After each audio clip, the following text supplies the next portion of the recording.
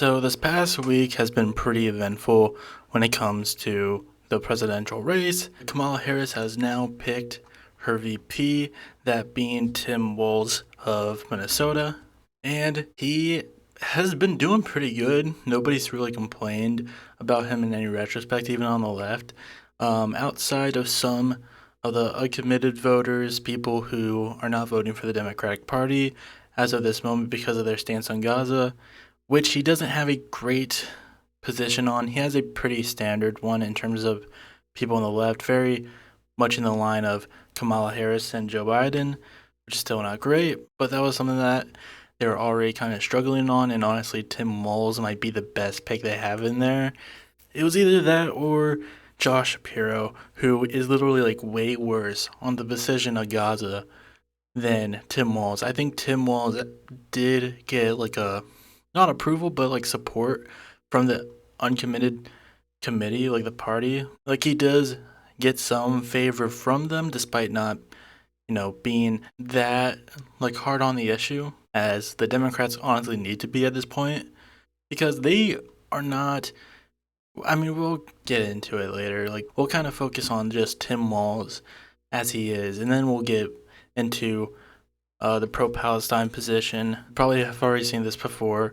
Kamala Harris gave a really bad response.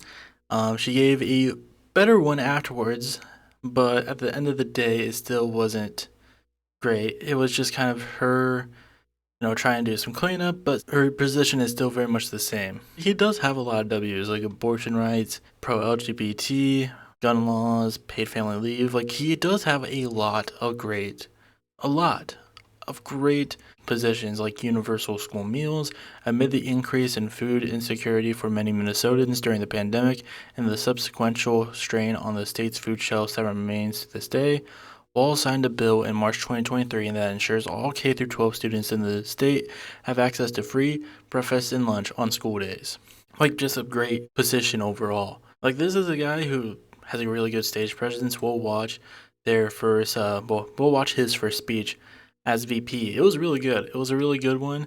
A lot of people on the timeline, even people who, were still very critical of Kamala Harris when it came to her stance on Israel and just the Democratic Party in general, were also pretty excited for this. Like, he is a good pick. He's a really good pick. And I think there was definitely some hope between, with some of those individuals that this might help with that issue. I don't think it has.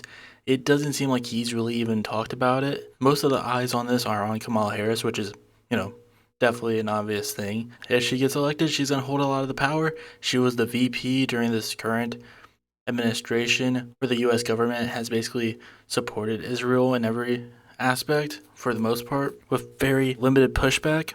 But still, we'll get to that later. But like, it's just a big pressing issue that it unfortunately overlooks.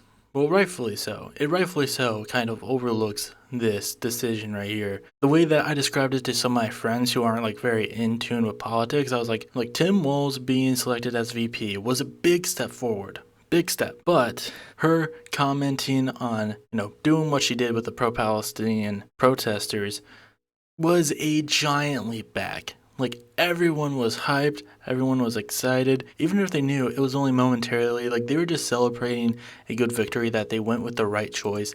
They went with someone who is pretty progressive on a lot of issues, who actually started the mainstream Republicans are weird narrative. But let's get into their first little speech together. But my God, what a treasure you have in Josh Shapiro. I remember when this happened, a lot of people, like a lot of conservatives, who were like really mad about this decision, which means that this was the right one, because they were also mad about Biden getting swapped out for Kamala. Like, anytime conservatives get pissed off at what the Democratic Party does, they're doing the right thing, because this was obviously the right decision. Josh Shapiro was almost kind of the anti-Walz in a lot of situations. Like, Walz is kind of like this image of him, the public image of him is like this very down-to-earth, this very like Midwestern great guy. He was a former high school coach who really cared for his students, really got them involved in a lot of subjects. Like, like, the more you learn about him, the better he sounds. Like, he's a great guy. He sounds great. You can tell that he really cares for his voters. He just has this natural charisma to him that Josh Shapiro just doesn't have. Also, like, on a lot of stances, Josh Shapiro is like pro school vouchers, which is like very anti-union, shit like that. He's very more centrist, I would say, Josh Shapiro is. And I don't think going for a centrist pick for your VP when your biggest problem right now is trying to essentially win over not just moderates who wouldn't, I don't think would really care for school vouchers at all, but also the uncommitted voters who aren't like, your far left leftists. They're not that. They're just people who really care about Gaza. They're just like people on the left who otherwise would probably have voted for Kamala Harris anyways. They just want some, change in stance on that. And I think Tim Walz is the best person to get either party. With Josh Shapiro, he would definitely not get the uncommitted vote at all, but he also would probably struggle with the moderate side as well. Yeah, I heard, getting back to what I was trying to talk about earlier, I heard some people on the right being like this was his like this was a consolation prize for him, because they were just pissed that he didn't get picked because they knew it wasn't going to be a good pick. Like J.D. Vance, I have said was a stupid choice that Donald Trump shouldn't make as VP, but as someone who doesn't want Donald Trump to win, I'm glad he picked him. I am incredibly glad that Donald Trump picked J.D. Vance because he's so unpopular and has shown that he's a very unpopular figure that is not going to help him out in terms of the polls, in terms of certain districts like the Rust Belt region, because he's just not that popular. Like Tim Walz definitely has a way, way better chance of helping out Kamala in that region than J.D. Vance ever would. Like J.D. Vance just comes off as this very fake, this fake Rust Belt boy. He's obviously paid by Silicon Valley billionaires. He gives off that vibe. He gives off the weirdo vibe, the weirdo podcast bro vibe. Tim Walz just gives off, a kindly Midwestern man. For 24 years, I proudly wore the uniform of this nation. And this is something that gets brought up later. J.D. Vance has kind of been attacking Walz's military record. He called it despicable. Apparently, he ended up leaving the military after a certain point because you get to retire at a certain point, like when you're there long enough. And it was right before his team went to go get deployed. So I'm not entirely sure. I'm not that knowledgeable on, the inner workings of the military at all. But it's just a weird thing, and I'm only really going to bring up this clip because of two reasons. Well, only really one reason. It's because I like Jesse Ventura. He has some iffy takes.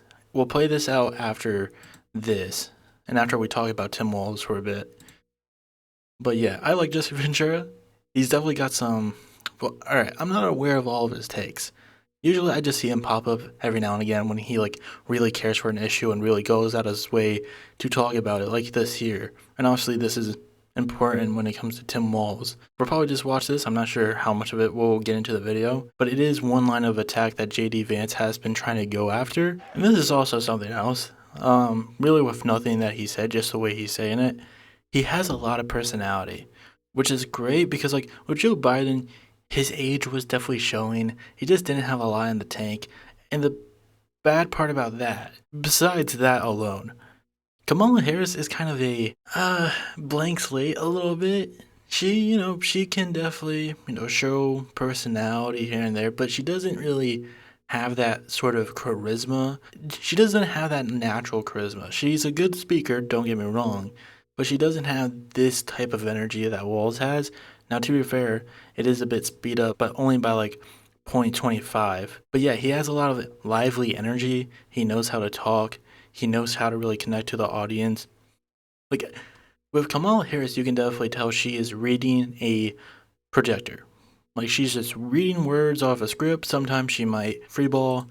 We see what happens when she freeballs here, though, which is not great. But him, you can just tell he's probably following some of the words, but he's just kind of going off on his own. He's riffing. He just has that natural that natural way of speaking, which I think is great because it gives off Kamala the vibes of her being the president. She's very straightforward. She's going to get things done. And Tim Walz is going to be he's gonna carry it personality wise. I think it's a great pairing, with the alternative being her and a rotting man. A man who is withering away, especially when their opposition is one of the most unlikable potential VPs of all time, and someone who is just so obviously desperate. Like, recently Trump has just really come off as incredibly desperate when he does any sort of press. Like, when you saw, there was this conference he did at Mar-a-Lago, I believe, which was just unhinged. It was all over the place. You could just tell he got really mad at some aspects, not really important stuff, but rally turnouts. It was just so weird. He was just rambling on, had a bunch of weird points. We're not going to get into it. I don't really care all that much about it. It just feels like he's spiraling. Donald Trump sees the world a little differently than us. First of all, he doesn't know the first thing about service.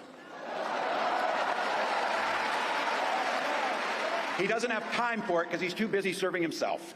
Oh yeah, that's also a funny point. It also comes up in this interview here where Jesse Ventura calls out Trump being like, you are the biggest draft dodger of all time. Like, you paid your way out of going to the Vietnam War, which is, again, funny when this is all about J.D. Vance trying to criticize Walz for his military service and when he decided to leave. Like, dude, the person that you are running with is someone who literally dodged the draft because he was rich enough. Some of us in here are old enough to remember.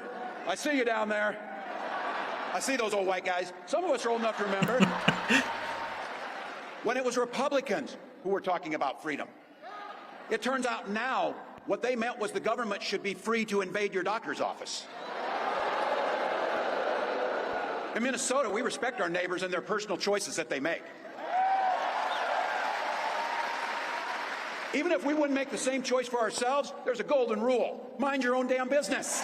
This is a bar. It's just so good. J.D. Vance literally wrote the foreword for the architect of the Project 2025 agenda. Like all regular people I grew up with in the heartland, J.D. studied at Yale, had his career funded by Silicon Valley billionaires, and then wrote a bestseller trashing that community. Come on. That's not what middle America is. And I got to tell you, I can't wait to debate the guy. Oh, I would love to see that. I would love to see that, honestly. I would definitely watch that on stream just to because I feel like it would just be J.D. Vance just saying the most unhinged shit and Tim Walz just schooling him and calling him weird the entire time.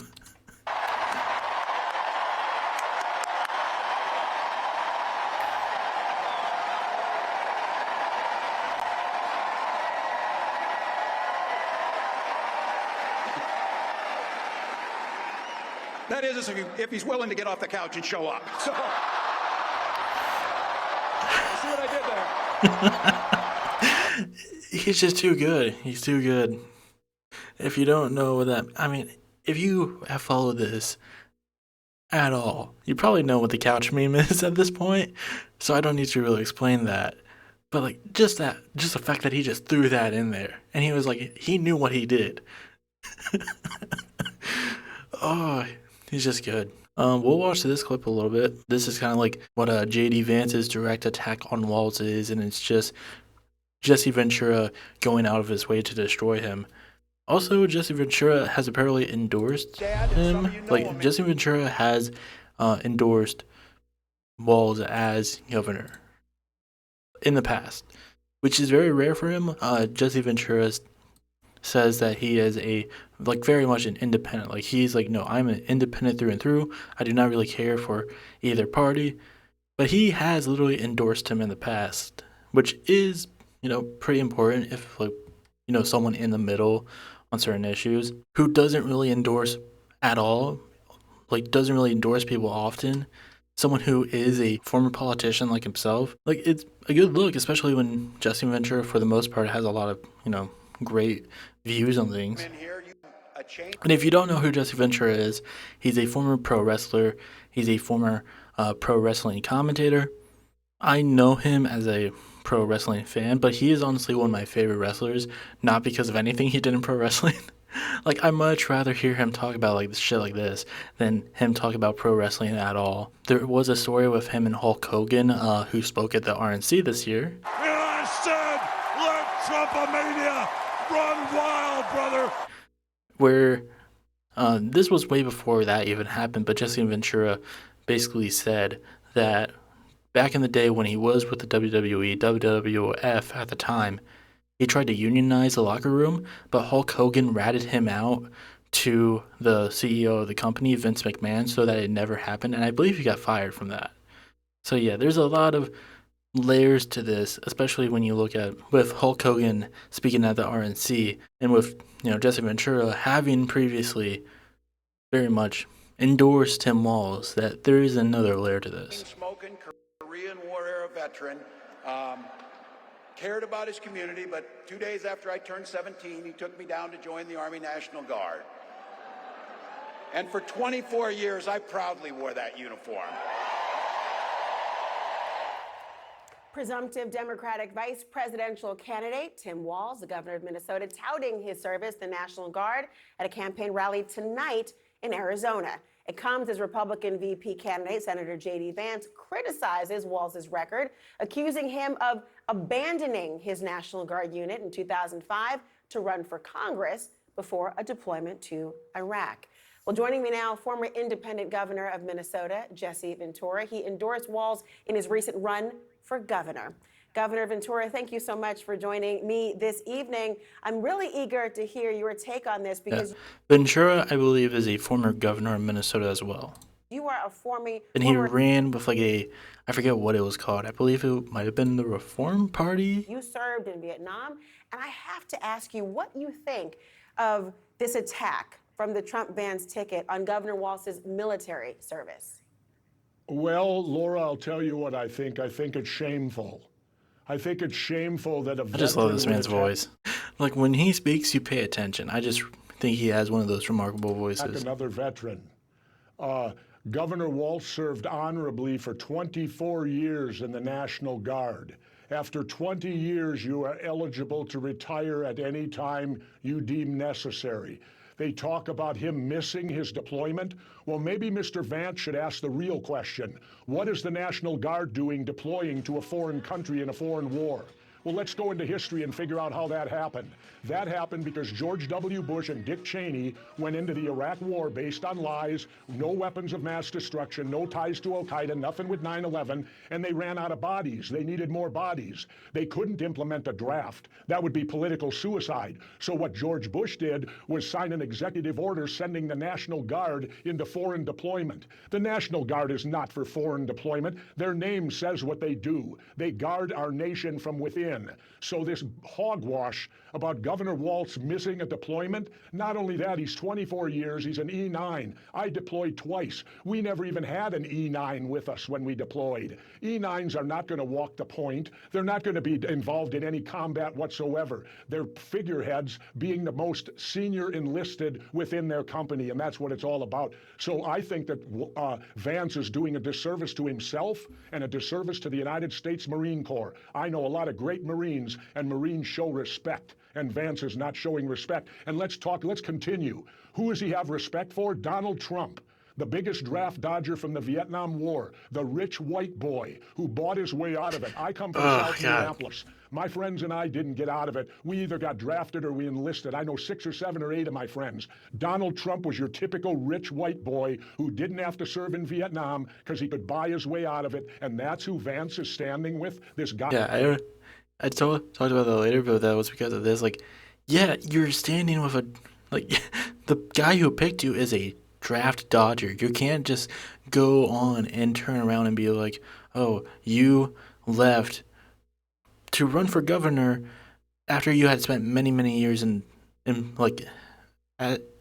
service. Like, it's just weirdo behavior. Like, look at your own side a bit before you pass this sort of judgment. And also, like, him talking about the Iraq War, no notes. They lied about the nuclear arms. They lied about a lot of stuff. They just wanted to, invade. He has great points overall. Again, From what I heard, he doesn't have great positions on some things. I've heard that in some retrospect he can be pretty libertarian. I would hate to know what aspects of libertarian he's in favor of, but honestly, I don't know that much about his positions on that. He doesn't seem to be very outspoken about them, but from sources that I trust, from people like Hassan and Majority Report, they never really went into that much detail with him. I think mostly because they definitely believe that he is very much right in aspects like these, and these are the aspects that he's more outspoken about. He allegedly doesn't have great positions on everything, but with this stuff, he's like very, very good at, and it shows when he speaks. Guy who leads from the rear. Then why do you think, given all that you've described, from the politics, the history, and of course the person who's on the top of the ticket who has been criticized for the bone spurs reason for not going to serve, and frankly, I have not served. I am a civilian and have the ultimate reverence for those who have, and thank you for your service. So why do you think this is the line of attack to choose politically? Obviously, it would offend and alienate voters on one level, and also people who have served the armed forces on the other. I don't know. You'd have to ask Mr. Vance that. I don't understand his motive. Because he's an idiot. He's an idiot who just doesn't know how to win a voter base. He barely won his election in a red state. I do wonder, given your strong feelings and the way in which he has been attacked in this way, and he is addressing it in various ways, it won't be the end of the story. You have endorsed traditionally third-party candidates, although you did endorse him for his run for governor. Do you intend to endorse the Harris-Walz ticket now? Well, I'll tell you this. I met with Bobby Kennedy last winter. We met for 3 hours. Apparently, I came in second. He chose his woman, Shanahan, as running mate. Bobby's still a friend of mine, but I'll tell you where I stand. Okay, there's the iffy politics, to say the least. But yeah, it's just a weird line of attack that they try to go down with this whole like military service thing. Again, it's just really weird. We also have Ben Shapiro here. Watching stressed out Ben Shapiro trying to cope after watching today's Harris-Walz rally is pretty funny. I believe this was after their first one together, the one we watched earlier. If you go back far enough, he was a high school football coach. And don't you know, he's a teacher and a high school football. He's basically Mr. Feeney, but more athletic. He's like Ed Asner, avuncular, moderate, just one of the boys. You know, a guy who can crack a beer and can shoot a rifle, but is also really, really in favor of gun control and transing the kids. That's basically the pitch in favor of Oh my Tim God. Walz. So she does this routine. These rallies are incredibly well choreographed. I will say that. They are very well choreographed. She calls for a chant, and a chant goes up. First Democratic rally I've seen for a while where people start actually cheering USA. And why are they cheering USA? Because she says, what an amazing country this is. What an incredible country where a person like me, middle-class person, Tim Walz, middle-class person, can become the president and vice president of the United States. Now, I agree with that. But she doesn't agree with that. She believes that America is systemically racist. So does Tim Walz. Tim Walz said, if you go back... There's just so much that I love about this. This right here. I do not care enough to address anything you just said because it's obviously wrong. It's obviously stupid. You can love the USA, but also believe that it is flawed and that it needs fixing. Like, you can love something despite it being flawed. The thing you love does not need to be perfect. But there's just something I really love about this. And I wish it was in a little better quality, just so I could really get the high definition. Just so I could get the high definition of Ben Shapiro just acting like a complete fool. just looking and sounding like a lunatic. Because I just love this. Because Ben Shapiro goes out of his way, if you've ever seen a clip of his show, to really come off as this, very focused, very calm intellectual, very professional.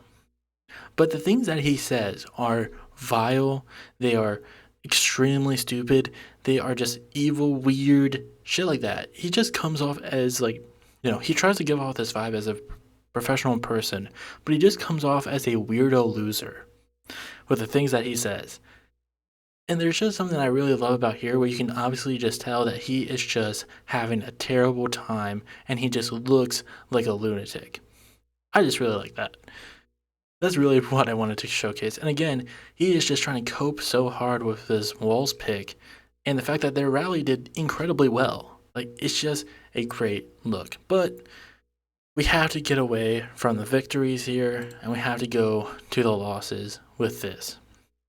Now, this was during a rally in Michigan where there were obviously people from the uncommitted committee. If you weren't aware, during the Democratic primaries, even though they only really had a short amount of time to organize, there was a big contingent of uncommitted voters who went to the polls, voted uncommitted, and since then it has kind of risen and has become a very big problem in regards to Kamala's campaign of trying to win those voters over, and it all stems from what's been going on in Gaza. And not only what's been going on in Gaza, but the Democratic Party position, Biden's position, and also Kamala Harris's position on that issue. They want them to apply a lot more pressure onto Israel to stop what's been going on, and they really haven't made that much ground, and this really didn't help. He intends to surrender our fight against the climate So you can crisis, kind of hear them and chanting. he intends to end the Affordable Care Act. You know what? If you want Donald Trump to win, then say that, otherwise I'm speaking. Just a terrible thing to say to people who are chanting, who are literally chanting for the end to the ongoing genocide that Israel's been doing in Gaza. And also, when it comes to the uncommitted committee, it's not just a bunch of random people. It's people who have family in Gaza. It's people who have family who are being slaughtered right now. So to do this, to be like, oh, it sounds like you want to vote for Donald Trump, it's just so stupid on many layers. Like, first of all, now they have way less faith in you.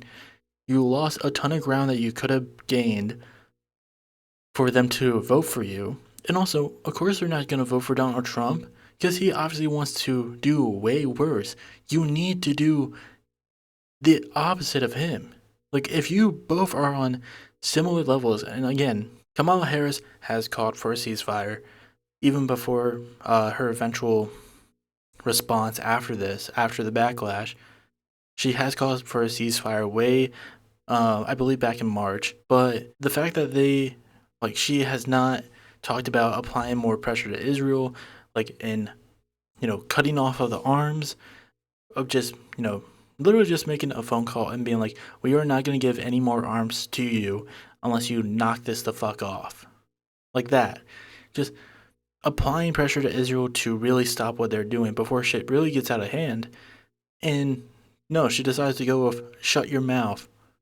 Shut your mouth and just eat it. Okay? Because it's either me or Donald Trump. Okay? Do you want... you have to vote for either one of us, and you're not going to get what you want. Is basically what she's saying. For people who have very legitimate concerns about what's been going on in Gaza and want it to end, and she's just like, well, guess what? You ain't gonna get it. That's essentially what she's trying to say here. Fuck you. It's just a big middle finger to them. And of course, the crowd cheers on. Maybe because they don't know what the people are chanting, but also it's just really disgusting. And and I've seen people some liberals try to pop off on this, being like, oh, she really girl boss them, she really gave them that mom look, or something like that. It's just completely disgusting how people tried to defend this. Like, people on the left, it was just what are you doing? This is the worst thing you could have done. But yeah, this got a lot of bad traction. Pro-Palestine protesters just disrupted Kamala's speech in Michigan. Her response, if you want Donald Trump to win, say that, otherwise I'm speaking. This is a bad faith response to people who just want to end the genocide and want her to commit to that. Some Democrats are already running with, she told them, but that bad faith engagement is also alienating and harmful. Yeah, apparently she did meet up with some higher ups in the committee when it came to, her stance on Gaza. I believe the reception was well, but to do that and then go out and do this, it just shows that you weren't really, it doesn't give off the message that you are that committed to a ceasefire or to the committee's demands as you claim to be. It comes off as kind of two-faced, and it doesn't really inspire trust with your voter base. This is what I said earlier when I said this was a gigantic leap back. After the Tim Walz pick being a good step forward, this was a gigantic leap back because there's nothing about this that really inspires trust with your voter base when you do something like this. Now, she has kind of, walked this back. It's just not that great. Again, I do think her addressing this, being like, you know, her saying this, let me be clear. I have been clear. Now is the time to get a ceasefire deal and get the hostage deal home. We'll see if she really addresses her little comment. Which includes respecting the voices that I think that we are hearing from. And let me just say this on topic of what I think I'm hearing over there. Let me just speak to that for a moment, and then I'm going to get back to the business at hand.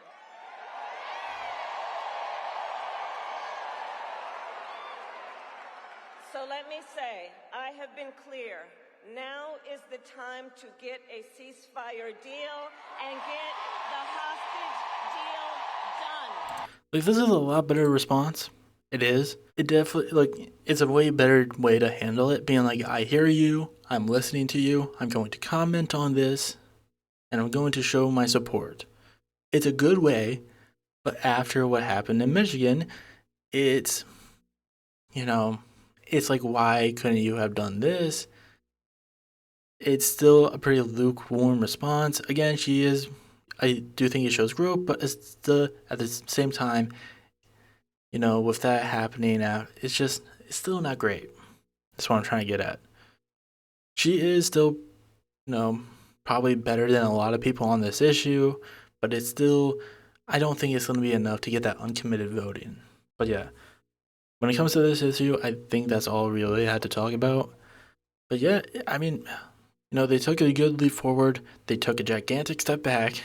And as long as they do a little bit better on the Gaza front, I think they'll definitely get that uncommitted voter base. But we'll have to see. They just really need to watch what they say in all regards to that.